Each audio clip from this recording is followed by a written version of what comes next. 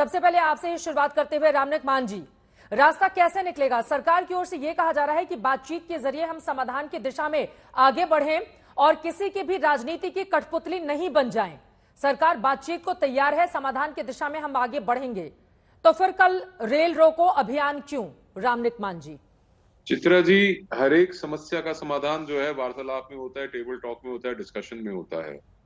जहां तक एमएसपी का सवाल है, एमएसपी की जो मांग है वो निरंतर चली आई है। उस मांग के ऊपर पहले भी एक बार सहमति बनी थी और एक कमेटी बनी थी, जिस कमेटी की बैठकों के अंदर अभी मौजूदा जो 76 किसान जत्थेबंदियां शामिल हैं, उनमें से कोई आके बैठा नहीं, उसमें शामिल नहीं हुआ।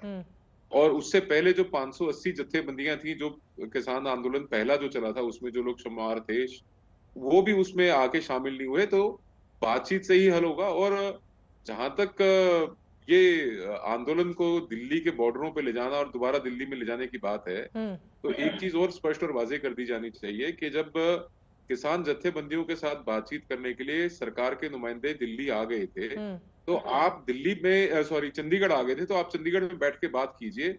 16 मांगों में से 10 मांगों के ऊपर अगर आपकी सहमति बन गई, तो बाकी 6 मांगे भी बैठ के चर्चा के थ्रू, चर्चा के रास्ते से साफ की जा सकती तो थी। आप ये कहना चाह रहे हैं कि सरकार की ओर से जो पहल की जा रही है वो ठीक है, आप ये बताना चाह रहे हैं? सरकार की ओर से पहल की जा रही है। सरकार ने जो, आप पहल का सवाल तो अभी है ना कि आंदोलन शुरू हो गया है, दोबारा सड़कों पे उतर गए, तो पहल कर रही है सरकार। मैं ये कह रहा हूं कि पिछले 2 साल 2 महीने के जो समय गुजरा है, उसके अंदर जितनी बैठकें हुई हैं, उसमें से बता दीजिए कि कौन सी किसान जत्थेबंदी जाके सरकार से बात करने गई है एमएसपी के ऊपर। जब आप विचार करने नहीं जाओगे, जब आप चर्चा करने नहीं जाओगे, अगर आपने ये निश्चित कर लिया कि हमने आंदोलन का रास्ता ही हर बार अपनाना है, और सरकार ने पहल की है, दोबारा इस बार पहल की है कि चंडीगढ़ में आके केंद्रीय नेता, जो केंद्रीय मंत्री वो बैठे, उन्होंने आगे सरकार का पक्ष रखा है। उसमें 16 में से 10 के ऊपर सहमति बनी, बाकी 6 भी बैठ के बात कीजिए। ये क्या आवश्यकता है देश को चक्का जाम करने की? क्या आवश्यकता है सड़कें रोकने की? ठीक है, मतलब आप ये कह रहे हैं कि सरकार की ओर से पहल अगर की जा रही है तो फिर लोगों को बातचीत के लिए आगे आना चाहिए। आशुतोष जी, फिर दिक्कत कहां पर आ रही है? यहां पर न किसान झुकने को तैयार हैं, सरकार कह रही है बातचीत के दरवाजे खुले हुए हैं, लेकिन बातचीत हो नहीं रही, और अगर हो भी रही है तो उसका कोई नतीजा नहीं निकल पा रहा। आशुतोष जी, देखिए चित्रा जी, असली सवाल क्या है? सवाल एमएसपी को लेकर है। और जब पिछली बार जब किसान धरने पर बैठे थे और लगभग 1.25 साल तक उनको धरने में बैठे रहना पड़ा था, उस वक्त सरकार को अंत में रियलाइज हुआ कि किसानों की मांगे जायज हैं, लिहाजा उन्होंने, प्रधानमंत्री जी ने तीनों कानून वापस ले लिए और उसके बाद एक कमेटी बनाने का वायदा किया। वो कमेटी को क्या तय करना था? कमेटी को यही तय करना था कि एमएसपी के मसले पर क्या फैसला किया जाए आगे। 2 साल से ज्यादा हो गए, आज तक सरकार ने उस बारे में कोई फैसला नहीं किया है। तो सरकार जब कहती है कि 12 में से 10 मांगे आपकी मान ली, जो असली मांग है उस मांग पर आज तक कोई कार्रवाई आपने की नहीं, आज तक आपने किसानों को भरोसा लिया नहीं। और ये जो सरकार का रवैया है कि पिछली बार भी जब आप फार्म लॉज लेकर आए थे, तो जो इसके स्टेक होल्डर्स थे, जो असली स्टेक होल्डर्स थे, उनसे आपने कोई बातचीत नहीं की, उनसे किसी तरीके का कोई कंसल्टेशन नहीं किया। और अब जो एमएसपी जो कमेटी बनी है, उसमें 30 से ज्यादा बार आपने बैठकें कर ली। अरे भाई, ऐसी कौन सी बात है एमएसपी में कि 30 से ज्यादा बार बैठक कर ली लेकिन आप किसी निष्कर्ष पर नहीं पहुंच रहे?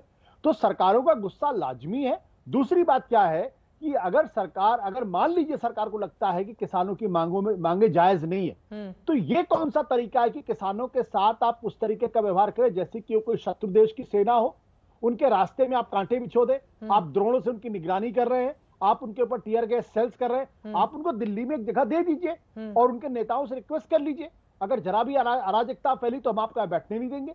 लेकिन आप उनको दिल्ली नहीं आने देते, तो मुझे लगता है लेकिन हम सभी को देखिए, किसानों का सभी के लिए सम्मान है, सभी किसानों का सम्मान करते हैं और हमारा देश किसानों का है। लेकिन पिछली बार की जो अराजकता लाल किले पर हमने देखी थी दिल्ली में आने के बाद, वो भी देश नहीं भूला है, क्योंकि किसानों की आड़ में कुछ ऐसे लोग होते हैं जो माहौल को बिगाड़ने की कोशिश करते हैं। राजधानी दिल्ली में क्या चीजें इतनी आसानी से हो जाएंगी? क्या कोई फायदा उठाने की कोशिश नहीं करेगा? कई ऐसे सवाल हैं, इसका जवाब आप दीजिएगा। लेकिन शंभू बॉर्डर का रुख करेंगे, बाकी मेहमानों के पास आऊंगी। शंभू बॉर्डर से अरविंद ओझा हमारे संवाददाता इस वक्त जुड़ चुके हैं। अरविंद, अब सीधे किसानों की ओर से ऐलान कर दिया गया है कि उनकी मांगे नहीं मानी जा रही। कल वो कुछ घंटे के लिए रेल रोको आंदोलन करने वाले हैं पंजाब के कुछ हिस्सों में। आपकी जहां पर मौजूदगी है वहां के हालात क्या बता रहे हैं?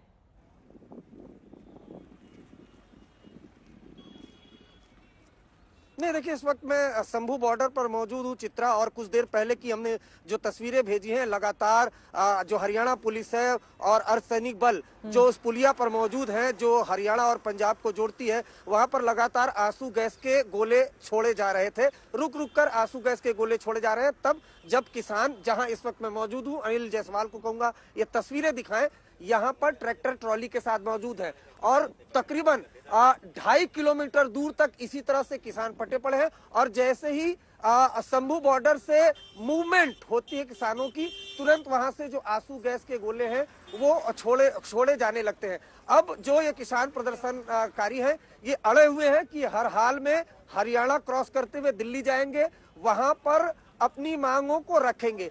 अब जिस तरह की कल स्थिति बनी थी, उसके बाद कुछ यहाँ से किसान प्रदर्शनकारियों को हिरासत में लिया गया था। उसके अलावा कई तितर बितर हो गए थे, तो ऐसे में माना यह जा रहा था कि संख्या कम होगी, लेकिन जरा ये देखिए संख्या लगातार बढ़ रही है। और पंजाब के और अलग अलग जो किसान संगठन है उनका भी समर्थन भी इनको मिला है। शायद यही वजह है कि कल एक किसान संगठन ने रेल रोको का एक तरीके से ऐलान भी किया है। ये यहाँ जो इस वक्त किसान प्रदर्शनकारी मौजूद है, उनके समर्थन में जिस तरीके से उनका आरोप है कि जिस तरीके से उनको रोकने की कोशिश, कील गाड़ी गई है, सीमेंट की बैरिकेटिंग की गई है, लेकिन चिंता की बात यह है कि यहाँ लगातार जो किसान प्रदर्शनकारी है उनकी संख्या बढ़ती चली जा रही है। वही यहाँ से कुछ दूरी पर जहाँ इंटरनेट बंद है, जो बॉर्डर है, वहां पर आमने सामने किसान और जवान है। हरियाणा पुलिस किसी भी कीमत पर जो यहाँ प्रदर्शनकारी किसान है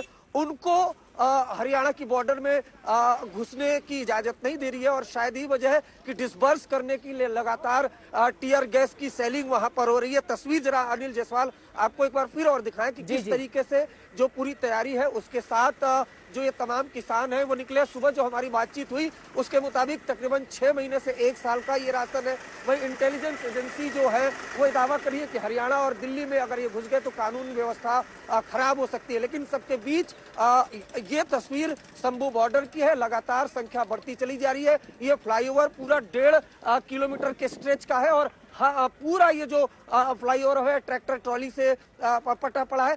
इसके साथ ही साथ ये जो पंजाब से हरियाणा की तरफ जाने वाली सड़क है ये पूरी तरह से अब ठप पड़ गई है, यानी जो यातायात के साधन है वो भी यहाँ से गुजर नहीं पा रहे हैं। इन सब के बीच लगातार धीरे धीरे करके ये देखिए जो संख्या है वो बढ़ती चली जा रही है। और शंभू बॉर्डर पर जो हमने तस्वीरें भेजी है, लगातार जो वहां से टीयर गैस की शेलिंग है वो छोड़ी जाती है। जैसे ही कोई मूवमेंट होता है किसानों का, जैसे ही किसान हरियाणा बॉर्डर क्रॉस करने की कोशिश कर रहे हैं, तो यहाँ पर किसान और जवान फिलहाल आमने सामने है।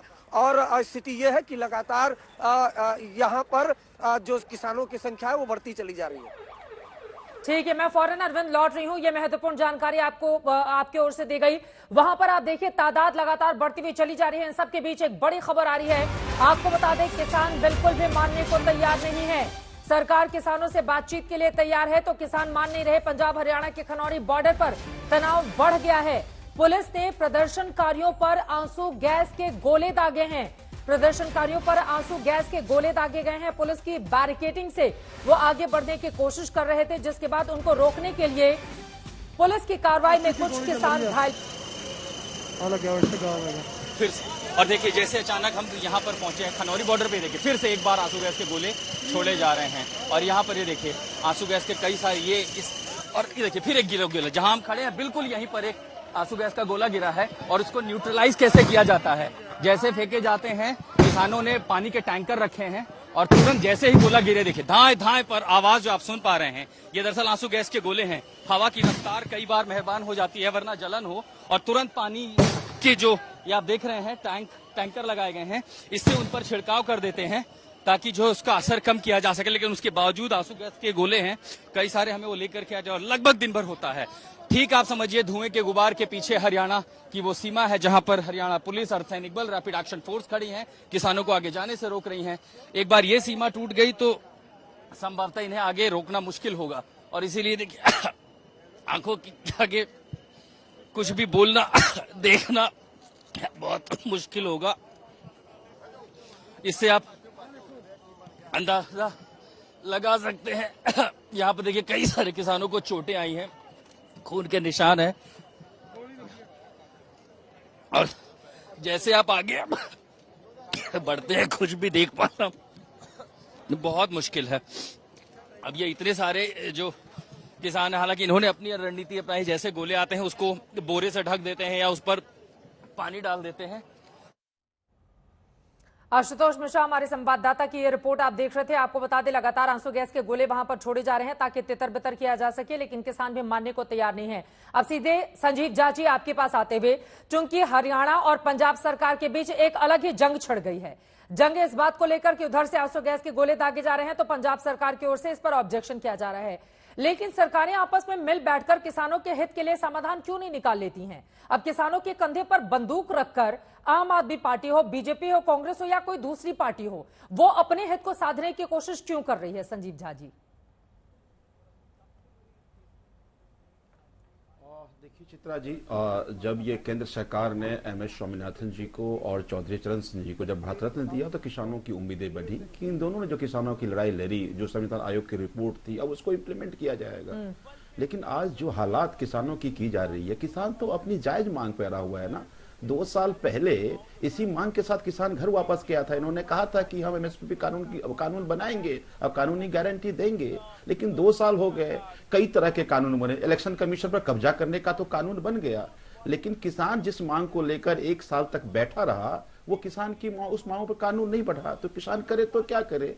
और क्या ये किसान का मांग जायज नहीं है? वही एमएस स्वामीनाथन जी की बेटी ने आज अपील किया पूरे देश से कि किसान की मांग जायज और इस मांग के साथ हमें खड़े होना चाहिए। और सरकार को समझ में नहीं आती, ऐसा तो नहीं है। प्रधानमंत्री जी 2014 में चीख चीख कर वही बात कह रहे थे जो आज किसान कह रहा है। 10 साल उनके हो गए, जगह जगह बोर्ड लगे हुए हैं, मोदी जी की गारंटी, मोदी जी का। क्या यही गारंटी है कि जो आप वादा करते हैं उससे आप मुकर जाओ, या गारंटी इस बात की है जो हम कहेंगे उसे पूरा करके दिखाओ, उसे पूरा हम नहीं करेंगे? देश कैसे भरोसा करेगा? और फिर किसान करे तो क्या करे? 2 साल तक इंतजार करता रहा, और ये अचानक आज तो आंदोलन नहीं हुआ ना। 45 दिन पहले ये आंदोलन का कॉल दिया गया था। तब सरकार क्यों नहीं जगा? क्यों नहीं सरकार बातचीत करने की कोशिश कर रही थी? क्यों नहीं सरकार कह रही कि हाँ ये मांग जायज और हमारा ये स्टैंड है? प्रधानमंत्री जब मुख्यमंत्री तो उनका ये स्टैंड था, उन्होंने तत्कालीन प्रधानमंत्री को चिट्ठी लिखा था। तो आज क्यों मुकर रहे हैं? तो प्रधानमंत्री भी मान रहे हैं हाँ ये मांग जायज है, लेकिन चूंकि बात किसान की है, यही बात कोई बड़े बड़े कॉर्पोरेट का होता 2 मिनट मान लिया जाता। लेकिन वो किसान जो दिन रात खेत को चीर कर अन्न उपजा रहा है, जिसके कारण हम टीवी डिबेट में बैठकर यहाँ टीवी डिबेट कर रहे हैं, आज वो किसान सड़कों पर है। कौन चाहता है कि मैं ये आंसू गैस झोलूं? कौन चाहता है कि सड़कों पर मैं बैठा दिन रात बैठा रहूं? कोई नहीं चाहता है। लेकिन आज किसान को किसानी नहीं मिल पा रही है, उसका घर नहीं चल पा रहा है। तो एक नागरिक होने के नाते हमारी जिम्मेदारी बनती है कि हम किसान के उस सभी मांग के साथ खड़े रहे जिस मांग के साथ देश के प्रधानमंत्री नरेंद्र मोदी जी 2013-14 में खड़े हो गए थे। ठीक है, ये बड़ी बात आपकी ओर से कही जा रही है। चौधरी पुष्पेंद्र सिंह जी, मैं फौरन आपके पास आऊंगी, लेकिन सरकार को लेकर उन्होंने बहुत सारे सवाल खड़े किए हैं। संगीत रागी जी, मैं चाहूंगी इसका जवाब आप दीजिए। वो कह रहे हैं कि 2 साल पहले जब खुद प्रधानमंत्री सामने आकर किसानों के आंदोलन को खत्म करने की अपील करते हुए 3 कृषि कानून वापस लेने की वो घोषणा करते हैं, तो अभी मौजूदा वक्त में एमएसपी को लेकर क्या दिक्कतें आ रही हैं? संगीत रागी जी, उसके बाद देखिए पहली बात तो प्रधानमंत्री जी ने तीनों कृषि कानून को वापस करने की बात की थी और उसके बाद आंदोलन खत्म हो गया था जी। क्योंकि ये मांग ही मूलतः तीनों कृषि कानूनों को लेकर के था, और प्रधानमंत्री जी ने ये नहीं कहा कि सरकार ने गलत किया है, सरकार ने उनको मना नहीं पाया, समझा नहीं पाया, ये प्रधानमंत्री जी ने कहा था। एक बात। दूसरी बात मैं बहुत गंभीरता से कहना चाहूंगा कि आज कांग्रेस पार्टी कह रही है, 16 अप्रैल 2010 को यही राज्यसभा में कांग्रेस पार्टी ने के कृषि मंत्रालय के तरफ से आया था कि हम कहां से दे सकते हैं, ये पूरे सिस्टम को तहस नहस कर देगा, हम नहीं करेंगे। आज राहुल गांधी चीख चीख करके कह रहे हैं ये हमारी गारंटी है। तो ऐसे राधा को न मन घी होगा, न राधा नाचेगी, न कांग्रेस सत्ता में आएगी, न अरविंद केजरीवाल सत्ता में आएंगे। इसलिए इनको कह देना बड़ा आसान लग रहा है कि हाँ ये तो एमएसपी की गारंटी दी ही जा सकती है। यदि इतनी ही अच्छी बात है और इतना ही किया जाने लायक है, और खास करके C2 फार्मूला के तहत से, तो जाकर के अरविंद केजरीवाल जाकर के अपने भगवंत मान सिंह सरकार को कहते हैं ना, वहां पर पहले लागू कर दें वो। ये तो स्टेट का भी विषय है ना, स्टेट में वो एमएसपी लागू कर दें। कौन उनको रोकता है? भगवंत मान को कौन रोकता है? कांग्रेस पार्टी को कर्नाटक में कौन रोक रहा है? तीसरी बात, जिस प्रकार अभी एक बात हुआ कि भाई किस प्रकार से किसानों के साथ ट्रीट किया जा रहा है। देखिए, ये किसान के तौर पर क्या ये किसान का व्यवहार है कि ट्रैक्टर और ट्रॉली लेकर के हम 6 महीने के राशन पानी के साथ हम दिल्ली कूच करें, हम दिल्ली को घेर लें? पहली बात, क्या हरियाणा में ही सिर्फ किसान है? क्या पंजाब के ही सिर्फ किसान है जिनको एमएसपी से सबसे ज्यादा फायदा होता है? बाकी इस देश के किसान सड़कों पर नहीं आते हैं। ये शुद्ध और शुद्ध आम आदमी पार्टी के द्वारा, कांग्रेस के पार्टी के द्वारा प्रायोजित किया आंदोलन है। जानबूझ करके 2024 से पहले चुनाव को प्रभावित करने की ये कोशिश की जा रही है। वो चाहते हैं कि हम इतना उत्तेजित कर रहे हैं कि सरकार गोली कुछ चला दे, कुछ ऐसी हिंसा हो जाए ताकि हम मोदी सरकार को बदनाम कर सकें। एक बात और मैं जोड़ देना चाहता हूं। देखिए, अभी मेरे मित्र आशुतोष कह रहे थे कि भाई भारतीय जनता पार्टी की सरकार बातचीत क्यों नहीं कर रही है? बातचीत करने के लिए तो सरकार भागने वाले तो किसान हैं। क्योंकि आपको मैं बता दूं, एक और बात मैं कर रहा हूं, ये गंभीरता से कह रहा हूं। उत्तर प्रदेश के चुनाव के बारे में यही योगेंद्र यादव एंड पूरा गैंग, जिसको हम कहते हैं गैंग ऑफ वासेपुर, परिजी आंदोलनकारी जो हैं और उनके साथ बौद्धिक जो जुने लोग हैं, पत्रकार वगैरह भी, जो बड़े मजे लेकर के चाशनी लगा करके रोज सोशल मीडिया पर सत्य.com और ये सब चला रहे हैं।